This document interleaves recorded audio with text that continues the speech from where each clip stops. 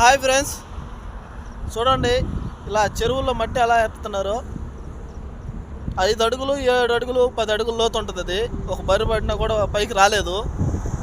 అటు గుంటలన్నీ ఎత్తున్నారు కదా, అలాగే. కానీ ఆ మిట్ట కూడా ఎడితే ఎంతో బాగుంటుంది. మట్టి ఎత్తటం తప్పు కాదు, కానీ ఒక పద్ధతిలో ఎత్తకుండా ఉండటం తప్పు.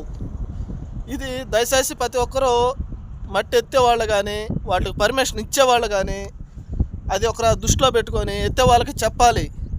దయచేసి మట్టి ఎత్తితే కూడా డబ్బులు కలెక్ట్ చేస్తున్నారంట. అది కరెక్ట్ కాదండి.